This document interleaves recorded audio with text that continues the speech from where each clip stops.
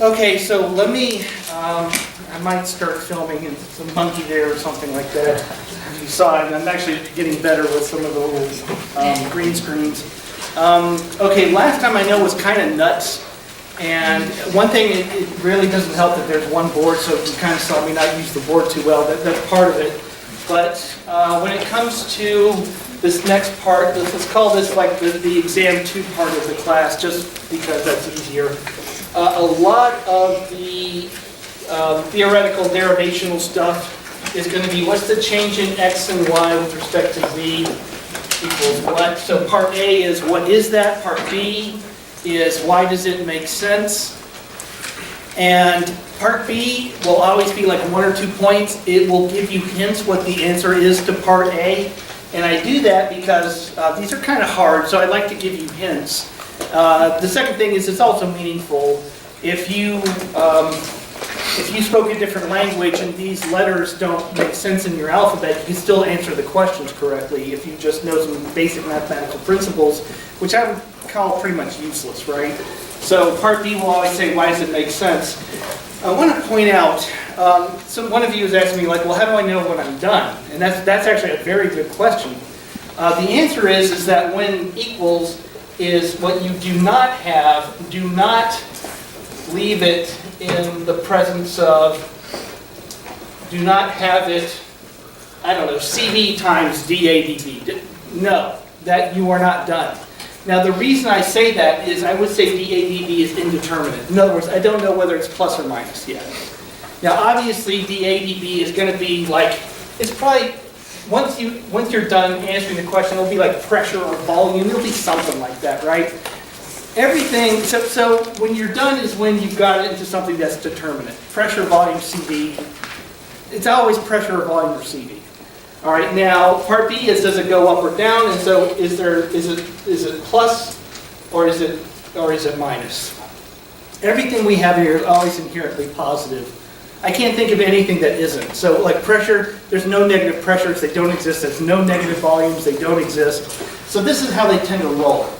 Now another thing is, I know that last lecture was rather frantic, and I partially meant it to be, because now remember I said that we have 15 variables, pressure, volume, temperature, entropy, internal energy, enthalpy, we're going to get into Helmholtz energy, we got Gibbs energy, we got entropy, CV, CP, okay, I think that's 15, maybe I forgot 1 or 2. 15 times 14 times 13, which is the number of permutations, is 1,300. I have 1,300 of these, so what I don't want you to do, and I've seen some people already trying to do this, you cannot just memorize these. Memorize the ones I've done. For one, it's too many. Number two, you might try to memorize these by like there's an algorithm. No, because there's so many ways to answer these things, multiple ways, and in a variety of ways. So sometimes I kind of notice that there's some similarities in some derivations, but regardless, you can't try to memorize what I've done nor how I did it. Right? And I know it sounds, and now maybe some of you are thinking like, well then it's hopeless. No, you just have to get the flow down. Just like you learn how to integrate a function by learning the flow of the thing, not necessarily by memorizing every integral. So that's what your end goal is here. You want to approach it the same way. Have that same mindset. Now for my part, what I do for you is I'm going to give you a ton of examples. This homework is all derivation. Maybe one calculator, I'll double check. Anyway, it's almost all derivation. That's practice, to get you into the groove, right? That's the main thing. Now, I do want to point out 1 or 2. There are still hints. Other than that, there's a couple of hints I can provide. Okay, one, and now I'm at review phase at this point. One is that as much as the change in internal energy, which is always our beginning point, was this, which we did by week 2. Now you know that work is minus PdV. Okay, we did that, I think, in week 3 or end of week 2. But heat, because we're always able to do things reversibly, is TdS. Now, what I would do in a derivation is some of them, like on the homework, which was incredibly easy, by the way, question 7. That was like a joke. And I shouldn't have even made it 7 points. That was a mistake on my part. Anyway, okay, so what kind of derivations am I going to ask? If I ask for a change in U with change in, God, I don't know. It could be anything, right? Entropy, volume. Okay, I'm just going to call it X at constant Y just because I don't know, I have no idea what I can do and I have so many things I could do. What you do is this, right? You divide a partial by the other partials and you hold Y constant. Okay, so again, I've asked for the change in U with something at constant something. So you get this far. Right, now what I've done for you is I've given you the starting point. I'll always give you the starting point because it's way too hard if not. You get to here, and then you know what? Then these things here will be something that's obvious. And then you're probably one step from the answer. Anyway, I'm writing a test just for you. Okay, so these, now again, because I don't want you freaking out about how many ways that these can be done, and these can be a little daunting, right? But this is why this is kind of this is the hard class for a chemistry major, right? If I ask a change in U, you write this down, or you write down whatever the starting point is, change in X at constant Y, and then I guarantee you that the parts are then something that are obvious and you go forward from there. It really won't be hard. Now let's do change in H. Change in H is, see I have these memorized. That's also, I'll review this. Let me just write it down. It's TDS plus VDP. Now I've actually done this derivation, and I'll review how I did this in case you don't quite remember where this came from. But regardless, okay. So I said, hey, how does H change with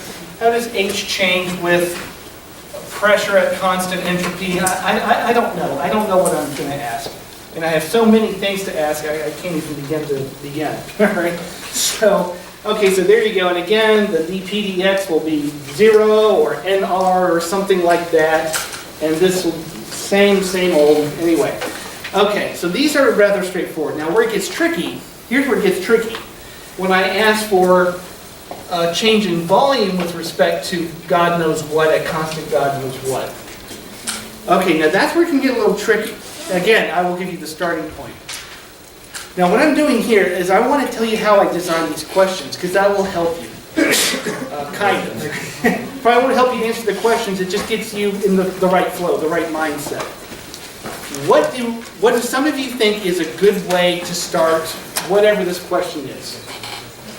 What would be a good starting point? Perfect answer. The ideal gas equation. It would be the ideal gas equations if that's a T and that's a P, but let's say it's D, V, D, U. What do you think? Like an Euler chain or something? Maybe, but how about an energy equation with change in V in it already? Internal energy, right? You see, I asked for this. Look at that, it's right there. Right. So then what you do is you just do some algebra and figure out, put everything else on the left, and again, I will have made all the rest of it easily definable. Okay, and if I do dp, dx at constant, God knows what's a good starting point? Enthalpy, right, because it's right there. Okay, now, but what you said though, maybe the Euler chain is a good starting point. Maybe it is a PP equals an RT question, in which case you do it that way. Great. Or you could do it this way. You actually will get the same answer. It's just a matter of steps. So, as I said many times, when I ask a God knows what with respect to what at constant what, any starting point is actually valid and will lead to the answer because all of these damn things are connected. It's just a matter of how many steps does it take. So you can kind of feel good about that, but sometimes the steps are like 20. But again, all right, then let me back off on that, but I'll give you the starting point because I know that if you choose wrong, you're really screwed if you choose wrong. So I make that choice for you.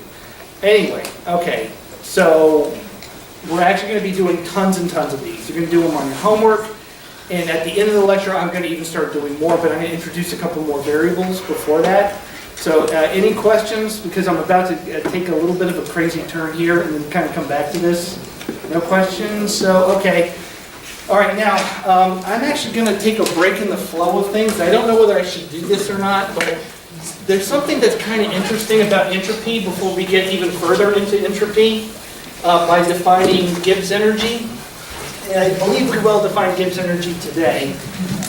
Most people, by most people I mean all people who teach PChem 1 don't teach this.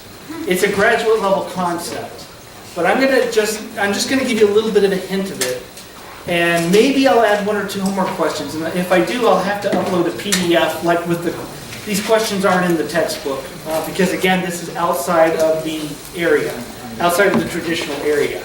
But we're kind of making good progress, and I think I can maybe keep this down to 15 minutes. So I do want to show you this, because notice that we've been doing nothing but this.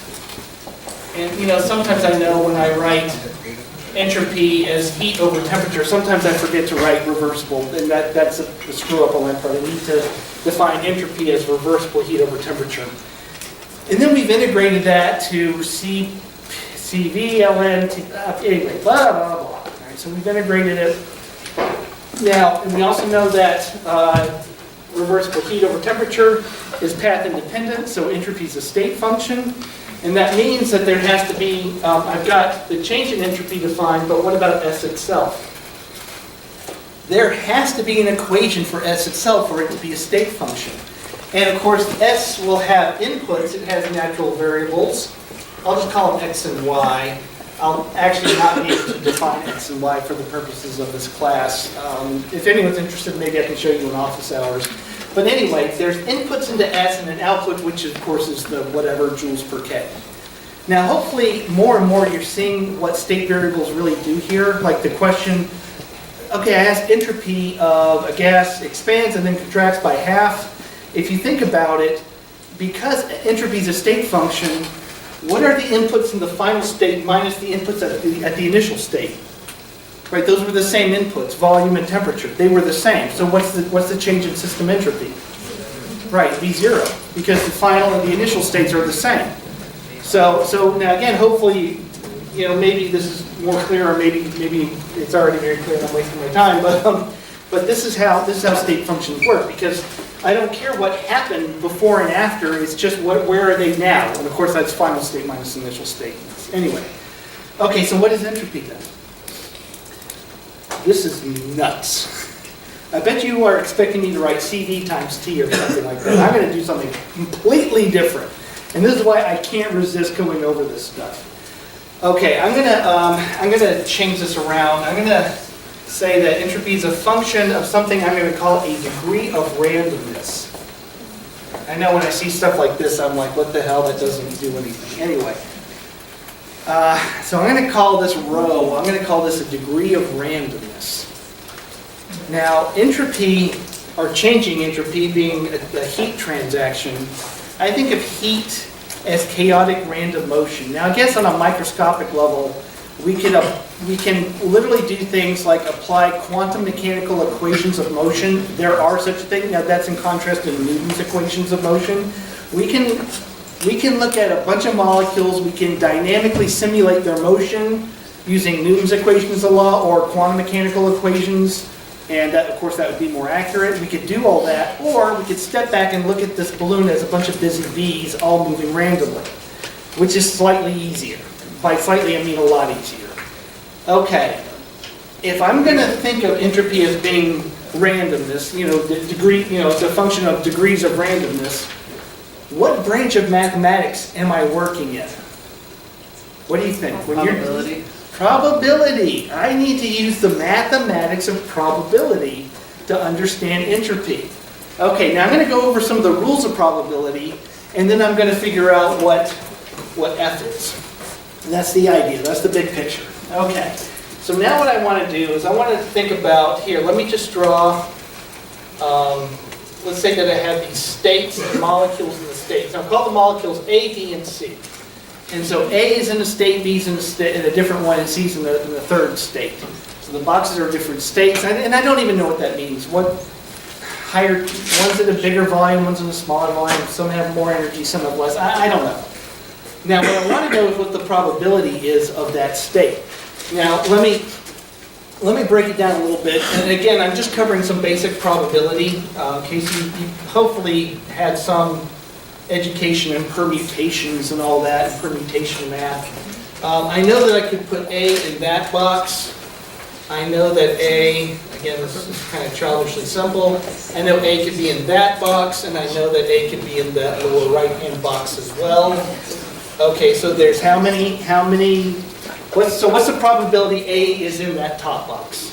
1/3. Okay, right, so any one of these is 1/3. Okay, so the probability then,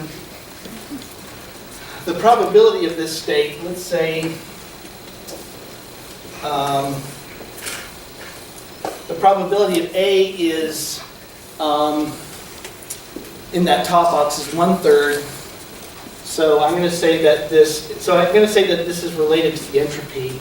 So the A part contributes 1/3.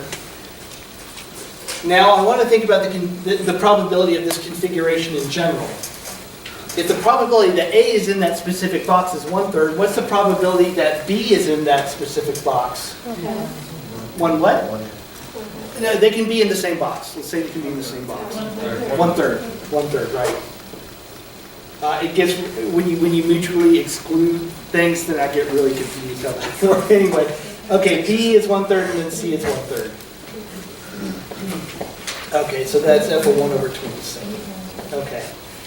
All right, so because the reason I'm doing this is the mathematics of probability multiply. Everything always multiplies instead of versus adding, right? Things multiply. So yeah, the probability A is there. Now B is independent of A, but the probability is in there. So now what this means is that the probability of this specific configuration, and again, all of them could pile into the same state, and you need to know that it's important. Anyway, the probability of this configuration is 1 out of 27. That means that there's 27 different configurations possible. And that, it's kind of surprising. I mean, it's kind of a simple system to think that there's 27 configurations. This is one specific one of them, so that's 1 out of 27, makes total sense. It seems kind of high that there's 27 possibilities. What do you think that says about the entropy? Is it high or low? I kind of feel like it's high. Now honestly, that's a matter of opinion. Maybe some folks feel that it's low. Relative to what? Yeah. I mean, I'm asking your opinion. I kind of feel like it's high. I'm just surprised that it got 3 boxes and 3 letters, and yet there's 27 configurations. That's kind of surprising to me, but yet this is what we got. Okay, now I contend that the entropy is related to this. Again, the mathematics are that the probabilities multiply. In all of this, everything I've just said is true. Now, this is where you go off the rails. Entropy as a state function is additive. So I'm going to change this picture around. So I've seen that the mathematics of probability multiply, but when I apply entropy, and I say entropy is like some kind of statistical probabilistic thing, then it needs to add. And to make sense of that, I'm going to have a box. I'm going to have molecules in them.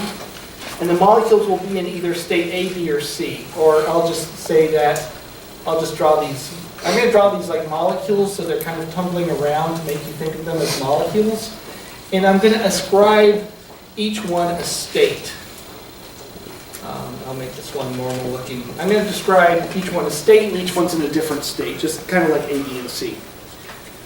Okay, so the entropy, total entropy, if I can give each one, if I call this S1 and S2 and S3, what are those entropies? S1 plus S2, right. And so I'll call that F. And we know that the probability that you're in this state is 1/3. And how do I do this? We'll say it's the same function. Okay, so hopefully this makes sense. So, I was never good at the math of probability and permutations. I kind of hated that stuff. This is childishly easy. But now here's my point. They have to be the same. So, now I'm asking this. What we're looking for is a function that does what I just wrote, where it adds to the same value as though I had multiplied them. See what I just did?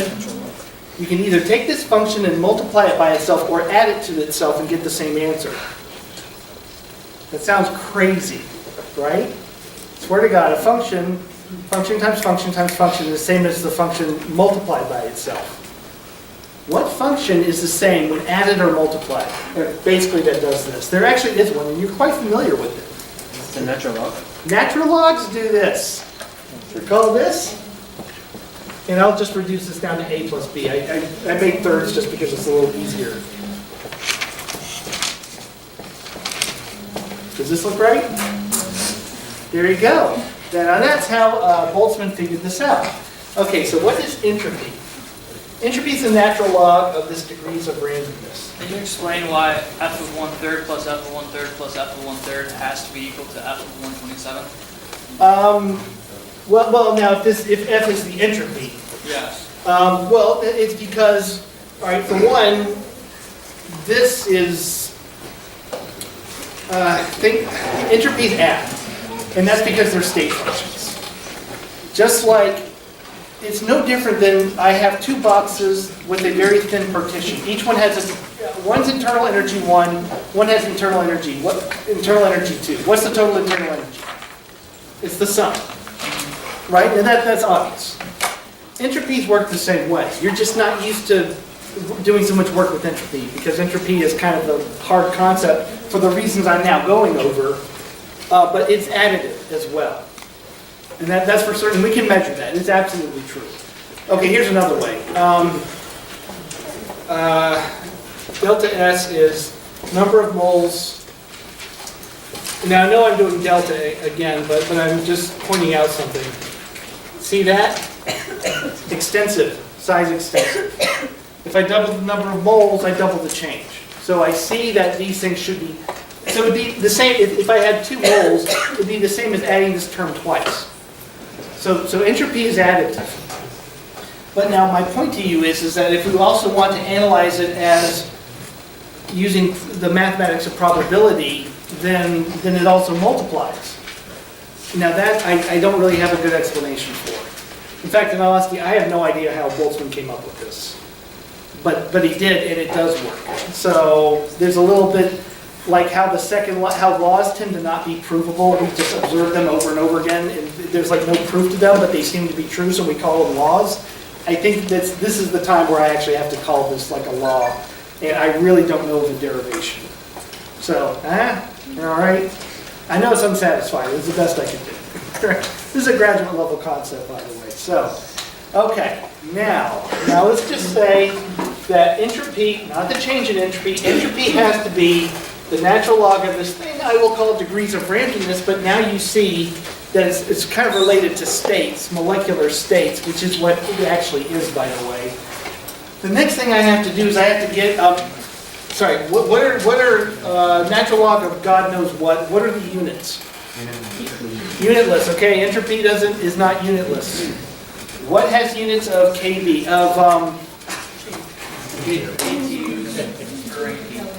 Joules per K, Boltzmann constant. Okay, I got to stop trying to be clever. KB. All right, so Boltzmann figures out to give it units. So KB. Now, if we wanted to do the entropy per mole, just remind you that you know what KB is. It's R divided by Avogadro's number. Now, I like to stick with this representation because I like to think about individual molecules. Remember I said at the beginning of class that a lot of what we do at PChem is to think about individual molecules. We like to measure cowhead balloons and know things about individual molecules. So I'm kind of back into that world. We lost a little bit of that when we started talking about car engines and whatnot. Okay, so if we accept that, okay, now let me tell you what is rho. What is rho? Traditionally called W. Sorry to do this. It's the number of microstates. And that is where we now have to go to grad school. It's unfortunately very difficult. You take a graduate level class called statistical mechanics, statistical meaning entropy, because entropy is like a branch of statistics, which it is. And you learn how to calculate microstates for different chemical models, and then you see whether it matches the entropy. Anyway, so this is how you do it. Now, unfortunately, I can't say too much about this because then I'm no longer teaching an undergrad introduction to thermo, I'm now teaching graduate level stat mech, so I can't do that. But anyway, I want you to get an idea for this. I want to give one last example. Now, again, microstates. Microstates has to do with the chemical environment. God, unfortunately, I just have no good way of describing that number of microstates. I can give you something, this is kind of quantum mechanical, but imagine that a molecule has like two states. You guys have covered NMR, right? NMR, so protons have spin that can be with the magnetic field or against the magnetic field. Okay, so I could calculate the entropy of a proton in a magnetic field by saying it has two states, up and down. And they would have a differential energy, and that would probably be its internal energy, based on whether it's aligned with the field or against the field. And that's two states, and so the number of states is 2. Now, of course, you can imagine, but when I have something in an NMR, it's a lot more than just one proton. Right, it does get complicated. So anyway, all right. So I want to give one example of what you can do with this, and then we're just going to move on to Gibbs. We're actually going to do Gibbs energy, and I'm thinking I might actually throw some homework questions based on what I just gave you here. Okay, now let's say that there's one molecule and it has 3 states. 3 chemical environments. Okay, it could be here, or there, or there. Okay, so number of microstates is what? 3. Okay, it's brightness, right? 3. Therefore, the entropy of the single molecule, Kb, Ln, 3. Okay, now this is kind of neat. So I'm thinking about asking a homework question on this. This molecule reacts and creates a second of itself. Okay, now there's 2 molecules due to a chemical reaction. And I want to think about the energetics of that. How many states are there? No. Can they occupy the same? No, they can't. In this case, they can't. So I had to give you these rules. One of you oddly got it right. What is it? Oh, no. Hold on. Let me just do it because otherwise it's kind of embarrassing. It's 3. It's still 3. Okay, right? Each one of these are distinct. So the entropy component is the same. Okay, now my point to you is that I can actually start, because we're really close to starting to talk about chemical reactions, I can relate this to a chemical reaction. For one, it's a gas phase reaction where the number of molecules just double. So I can, okay, so there you go. That's not too hard to imagine. Now here's the damnedest thing. Normally, I would say more molecules means more entropy. Absolutely. But the entropy didn't grow. Now, before I do that, now you know we're going to, as I mentioned, we're going to be covering delta G. And you know, hopefully, you've gotten enough out of what I've covered before to know that delta G will be total entropy under certain conditions. Okay. So let's just say we're under the right conditions. So I want to see a negative delta G. Those conditions, by the way, are constant temperature and pressure. And we're covering that maybe today or maybe Friday. Anyway, so I want to get a negative delta G. And of course, for the remainder of this class, we're going to actually work with only delta G. Now, clearly, I'm able to calculate, this little silly exercise allows me to calculate basically half of that, which is pretty powerful. This is nice, right? What I've seen in this reaction, this gas phase doubling itself, so it's a decomposition. It falls apart into 2 pieces. I can see that it's neutral to delta G. So now I can see that delta G is negative if it releases entropy. Okay, that's great. So I actually understand a lot about this reaction now. Now my question is, though, I'm a little bit miffed about why is it that this gas doubled itself, which is entropy increasing, yet the entropy was actually neutral. Now think about this.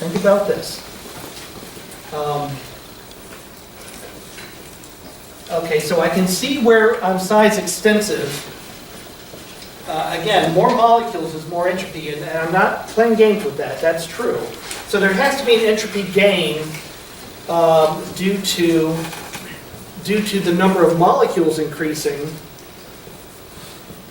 but something sent me backward at the same time to neutralize that effect. Now, what was that component? Again, more molecules means, so this guy gets wiped out because we're isothermal. More molecules means more change in entropy, but the entropy change was 0. So what wiped it out? There's not much to work with here. The volume change. In this model, how did the volume change? Remember, the molecule has to sit on one of these circles. The volume went up? No, it didn't change. Volume went down. Total volume went down, right? I had originally had 2 open spaces, now I have 1. I doubled the molecule, but I halved the amount of space available. Huh? Oh, come on, that's cool. Right, so delta S is 0, and so if we're doing delta H, and you want to know whether this gas phase reaction, this decomposition, is going to happen under constant temperature and pressure conditions, you have to have a negative delta H. See, now you know that, right? Anyway, so this is what this model is useful for. But again, and so I might do, what I might do is I might give you kind of more realistic examples so you can kind of start thinking about how entropy actually affects a chemical reaction. Now, the negative is, though, I have to give you kind of overly simple explanations because to get to real chemical descriptions of microstates at the graduate level. So I can't go there. Anyway, so I'm thinking about doing that, and I'll let you know. I'll have the homework posted later in the night. Any question? Can you explain why the volume gets halved? Well, now again, you've got to remember, I'm giving you a childishly simple example because to get to this, a real description of this, it's a graduate level class. It even takes me a couple of weeks before we can start connecting this to like real volume of real gas. It is unfortunately quite difficult. But now in this simple example, remember, I'm doing a reaction of 1 molecule turning into 2. And the entropic energetics of that, so which describes half of delta G. I had 2 open spaces and now I only have 1. Ta-da! It's that simple. Okay, and last bit. Actually, and when we get to molecules, I'm going to cover this. What happens if I had 3 molecules in 3 spots? What's the hold on. What's the number of microstates? 1. Sorry, units, KB. It doesn't. There's only 1 state. You're thinking of permuting them? No. I was going to say, it doesn't look like you're decreasing volume. It looks like you're decreasing specific volume. What's that? Specific volume? Right. So you had 3 possible spaces in 1 molecule, right? So you had 3 spaces per molecule. Right, that's a specific volume. Yeah, but then some of them got used up, so they don't count. Kind of like how B removes volume from. When you went from 1 to 2, right? You went from 3 spaces per molecule to 3 spaces per 2 molecules, right? Which is a lower specific volume. Yeah, sure. Less volume. Not quite, because you have the same total volume. Not by a van der Waals type of. So now if I look at the van der Waals equation, right? If I have more molecules, that B term is etching away some of them. Right? The volume decreases. If I have more gas molecules, the van der Waals says that you don't look at the volume of the container, you have to remove some of that volume because it's taken up by the molecules themselves. So you technically have a loss of volume. Now again, also remember, this is overly simple, right? You can't start trying to think about molecules because I simplified this way too much. So there's some problems with this, right? So anyway, but trust me that this is how you want to think though. Increasing molecules increases entropy, but if you start messing with volumes and things like that, then you're shooting yourself in the foot. Now in a realistic example, the loss of volume would be very minimal because molecules are very small samples, but again, I'm oversimplifying it so that you can do it practically. Okay, the question folks, now how many ways can I draw this? Okay, what's the entropy then? 0 joules per K. Anyone remember what the third law of thermodynamics is? Third law. We haven't covered it yet, I know that. I'm just wondering if you remember it, maybe from baby thermo?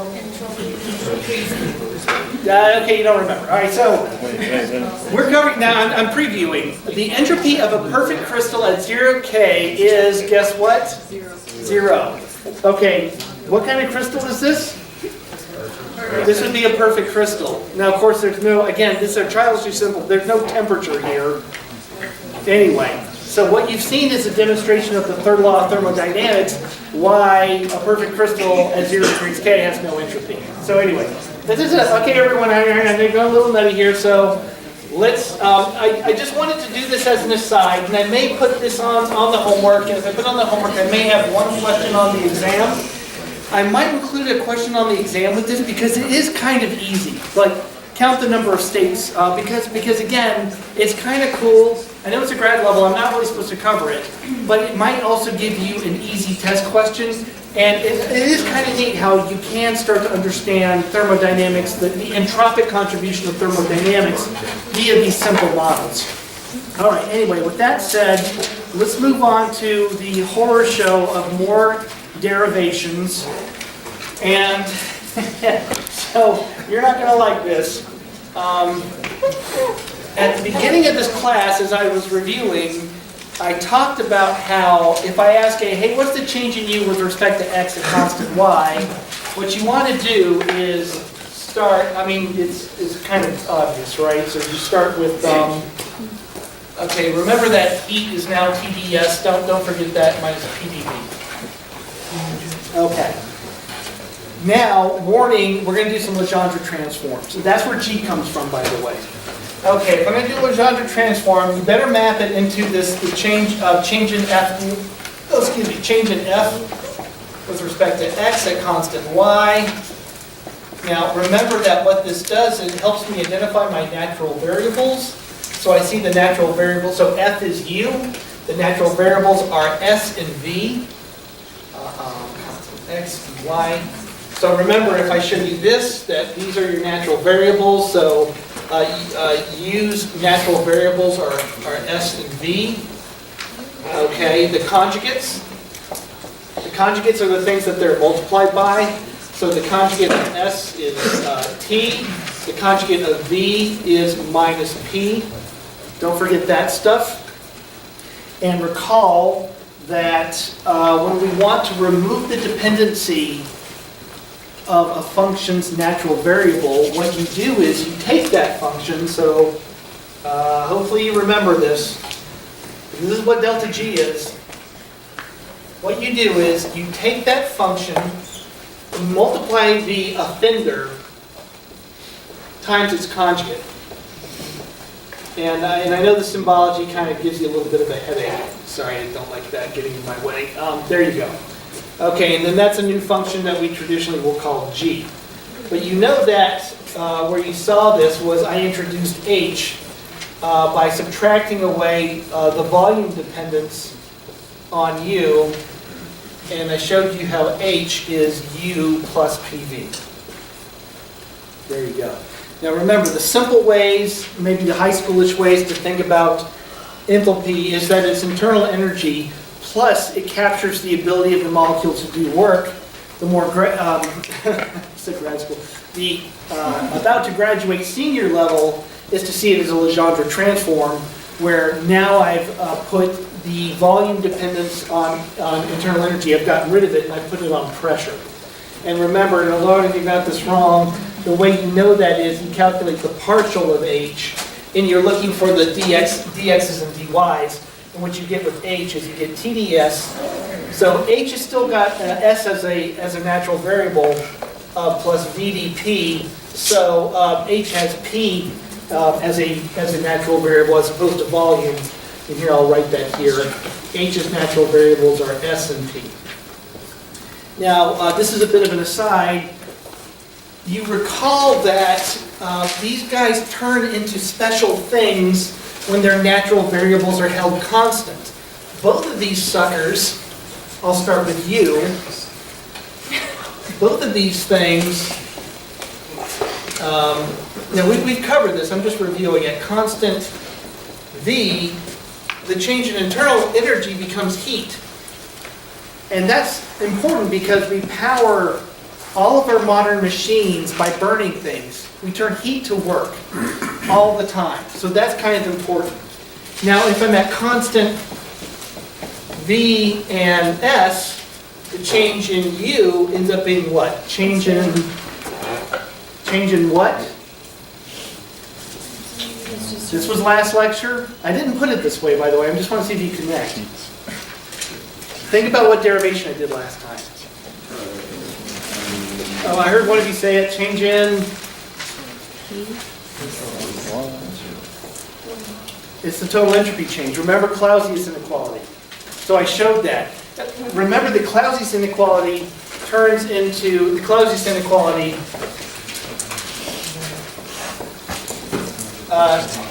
Remember that what I did was with the Clausius inequality, I turned it into this.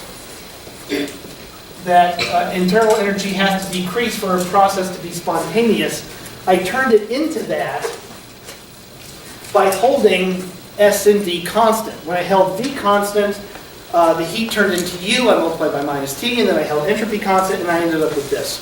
Okay, again, I'm reviewing, but I want you to see over and over again, when we have a function and we start holding its natural variables constant, they turn into other things, which are really, really freaking useful.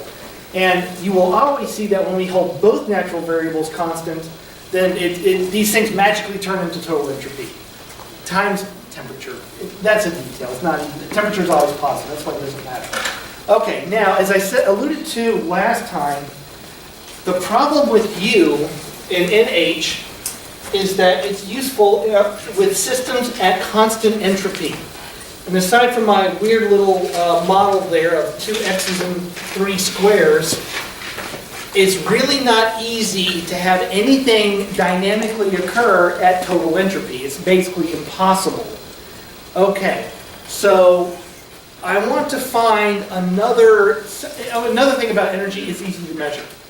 Right? Entropy is really hard to measure. If we had entropy thermometers, I don't know that humanity would have ever developed the concept of energy. I mean, energy is very easy. You probably knew about energy when you were a little kid. But reality is, energy doesn't decide anything. Total entropy tells you whether things occur. But the damn thing is almost impossible to measure, or is impossible to measure. Energy is actually quite easy to measure. So we're quite used to are comfortable with energy. But energy actually doesn't decide anything. Entropy does. Oh, but here's a trick. When we have energy functions and we hold their variables constant, they become total entropy. That's quite useful, and again, energy is very easy to measure. All right, now, the problem with internal energy and enthalpy is that entropy has to be held constant, and that's basically never true. What do you propose? I'm telling you that this is a problem. Now remember that I didn't like volume at one point, so I got rid of it. Now I'm telling you entropy is a problem. What do I do? How do I get rid of it? Now hold on. Now I heard someone over here say what? I just did it a second ago. Okay, Legendre transform. Now what is my offender? I just said it. Not ds, s. Remember, be really careful with partials and not partials, right? It's kind of important. All right, I got 1 minute left. Okay, then I multiply by its conjugate. The conjugate is what? There you go. And that is not G, by the way. That is called A. That is the Helmholtz. Helmholtz energy. Now, if you want to see that this guy depends on T, what do you think the other natural variable is, by the way? There's always 2. Right, and we calculate the partial. The partial is how I figure out what the natural variables are. I better get T, because I just Legendre transformed U's dependence on S. What's the other natural variable? Your gut should tell you this. V. Right, it's V. Now here's how I know that. Change in U minus the change in ST. Usually instead of TS. Okay. U is minus PdV plus TdS. Again, that's heat. Minus SdT minus TdS. That's the change in that. Cancel, cancel. Minus PdV minus SdT is the change in A. Therefore, A has natural variables of T, V and T. There you go. All right, now guess what? When we hold V and T constant, guess what the change in A is going to be?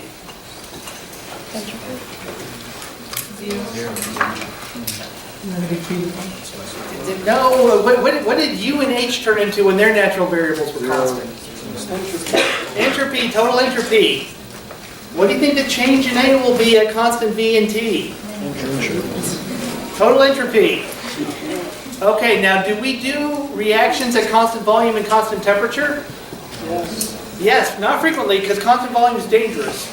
But we have heat baths. You engineers, don't you learn heat control systems? Yes. Yes, you're doing things at constant temperature. Okay, now guess what? Okay, I know that you're about ready to go. Now you know that I can Legendre transform away entropy dependence, but I just said that I don't like doing things at constant volume. I'd rather do them at constant pressure, which is safer. How do I Legendre transform away U's dependence on volume? I just said it. Legendre transform. There you go. And what's that? Guess what that is? Give you? There you go. That's G. All right, so we'll end there. I'll have the whole, and so we'll start talking about G next time.